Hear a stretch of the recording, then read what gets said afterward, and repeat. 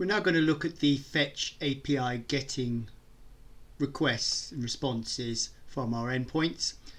In the code pack we have a folder HTML. It's got 3 HTML files and we'll go through those. What we're going to look at is how the Fetch API works in terms of the thens and the .catch, how it handles 404 and 500 errors, and we have a file for each of those. And just to let you know, if you go into the pack, these will work even out of the folder, and it's almost our first look at decoupled WordPress. So if we go here, for example, if we click, we're getting all the posts back, and this is the same one that we'll see in our WordPress site later on. And if we go into F12, developer tools, and it's also available on the internet site that we're working with, 49plus.co.uk/Udemy. Those 3 files Fetch are in there as well. So if we look at this here, we can see that we're consoling log what we're actually getting. So let's have a quick look at the code and see what we're putting out. First thing is we have our endpoint, our REST API endpoint that's getting the latest 10 posts here. What we do is we fetch that URL, and by default it's a GET request, so we don't need to set any extra parameters, and we get a response back. This can be any word we like. Sometimes you see it as res, sometimes r. It's the most important thing is that this key variable matches elsewhere down here. It's just a variable of our own choosing. The first thing we're going to do is we're going to console log out initial response will be a stream. The response that we actually get, we're going to then convert it to JSON data and return it so it can be used in the next step. So if we have a look, we can see we've got our URL here. We've got that statement, initial response will be a stream.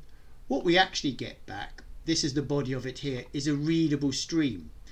That is why we have to convert it to JSON using the response.json function, or more accurately the JSON function on the object we get back. That'll then yield an array of objects of each of our posts, and we can see it here. So looking at the code again, we've gone to fetch, we're getting a response back. That response, whatever word we give it, this variable, this object, we convert to JSON and we send it into the next row. It's now a JSON object, and the REST API gives us an array of objects of each post, so we can find the length of that array and basically iterate through the array, outputting whatever properties we want of that object. And what we're doing in this case is we've got, for example, here the ID and the title. So we get the ID coming down here, 475, 475. Title, it's title.rendered. So that's where we see it here, Sunday 14th June test. So when we look at the code, as we loop through it, and I've just named this data array to make it sound slightly different and more accurate. We can have any name we like here, but this is our list of our array, lists of objects. We're looping through, we're getting the length of that array, and we're displaying the array for each item in the array, the 10 items, the ID, and then the title rendered. And we're just then displaying it out using JavaScript into an HTML tag with an ID of main content.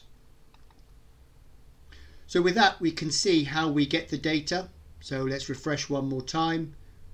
Go into here, we click on the posts, we get the stream, we're consoling log out our endpoint, we get a response back, and notice we get this status 200 and we also get OK.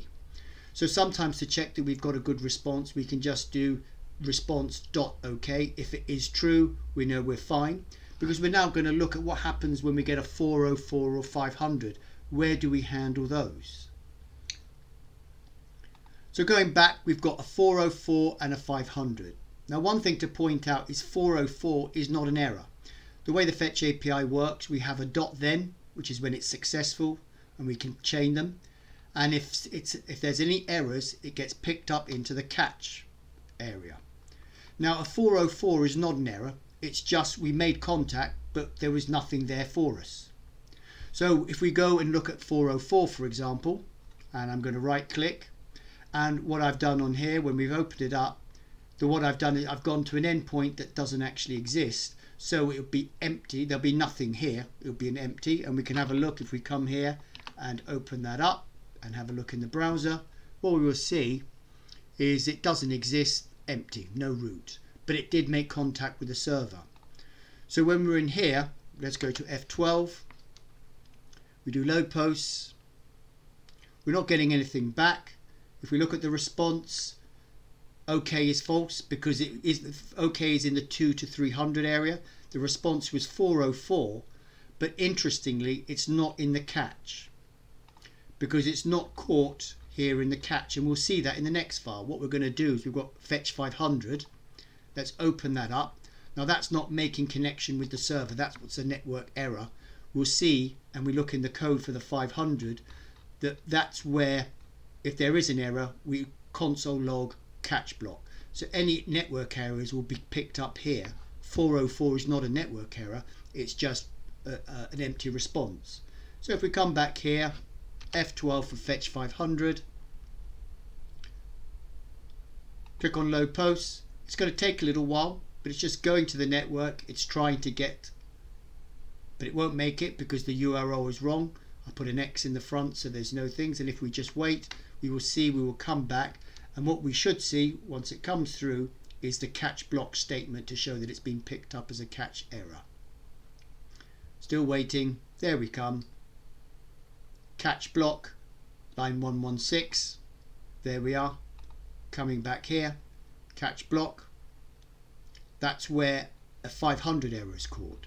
So to summarize, the fetch goes, a 404 is not an error. What we can do here, for example, on the fetch statement up here, is if we want to do something, we can actually say if response.ok, meaning if it's true, what we'll do, we'll just say console log in 200 and 300 codes.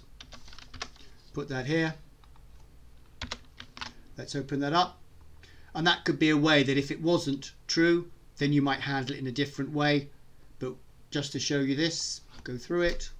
Let's open this up. Go into F12.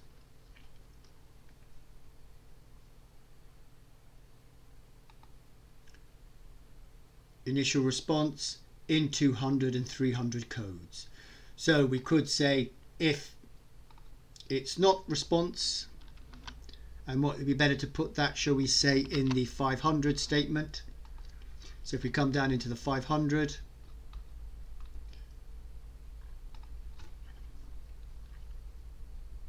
we're not passing that through, that's where we will get the error come out.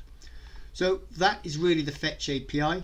It's basically a .thens success. We always return out to get the chain. Firstly, we get a stream, we need to convert it into JSON data. We get an array of objects, we've seen that. We just loop through them, insert them into an element on the page, and that is it. Only if there's a 500 error where we've made no network connection, then we will be in the catch block. So that's the fetch API. And once again, remember, we're working off outside of the WordPress ecosystem. Even here in this one, we can see it's an HTML. It's not in the WordPress ecostructure. This is a first look at our decoupled WordPress because we can start to display our WordPress site outside of the WordPress stack.